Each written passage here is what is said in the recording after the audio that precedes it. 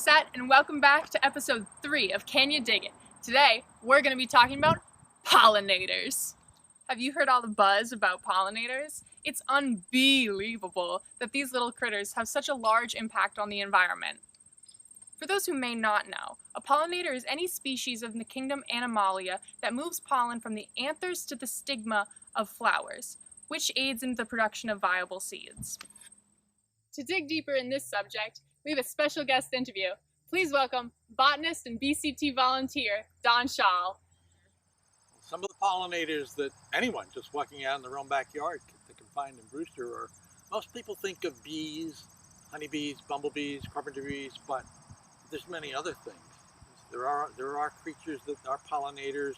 Bats are pollinators, hummingbirds are pollinators, beetles are pollinators, flies are pollinators. You can almost catch almost any insect and probably tie that into some plant that it pollinates. Most people know the bullbriar, the common broadbriar, that usually is so difficult to walk through. But there's one plant in that species that the flower smells like dead meat. So they call the plant carrion flower. Mm-hmm. So by having that sort of rank, rancid meat, rotten meat odor, they attract flies, and the flies are the pollinators. The way that a child, a boy or girl, anyone can do it is just using a simple net. I happen to have something like this. You can make your own. This happens to be one that I purchased, but all you need is a fine net material. Once you catch the creature in it, you can just pinch off the bottom of the net and look at the creature in there, and without ever touching it, you can usually identify it, or you can let it go. Now, sometimes I try and take a little plastic container and bring it up and catch the creature in the net, that's in the net, capture him in the container. Don't use glass. Glass will break. This happens to be sort of a little cloudy, but you can find these that are clear plastic that you can see right through. And then sometimes when I want to photograph whatever I've captured, I'll leave it in here, put this in the refrigerator for 5 minutes or 10 minutes, cool the creature down, sometimes slow them down, and then I can take them out and photograph them.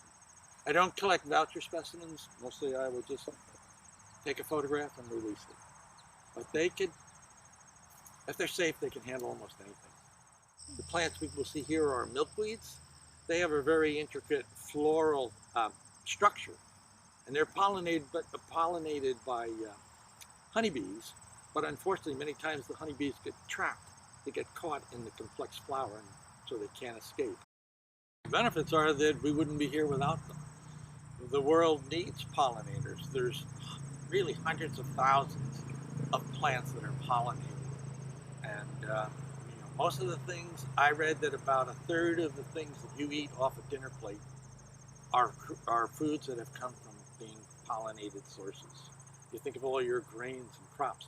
Many of those are wind pollinated, but all of the fruits, many of the vegetables, and many of the nut-bearing trees, those are creatures that are pollinated, some by wind, but many of them by pollinating insects. And then the other one are our pink lady slippers. Many of the orchids have a very intricate method of, there's only one way in and one way out. So as they crawl into that, you think of the pouch on the orchid, they're going to pick up some of the pollen, and then when they go to the next, and then they leave to another chamber, and they go to the next one and they pollinate it. And many plants, it's designed so that the male part may mature later than the female part, or before the female part. So some plants do self-pollinate, but by staggering the time, they have a better chance of being cross-pollinated by a different plant that's in the same species. The biggest thing you can do to help pollinators is to start to introduce native plants into your gardens. And many of the nurseries, I think of the New England Wildflower Society, which is now the Native Plant Trust, they produce a list of plants that are available through their nurseries and many other nurseries that are ideal for attracting insects, particularly some of our native bees.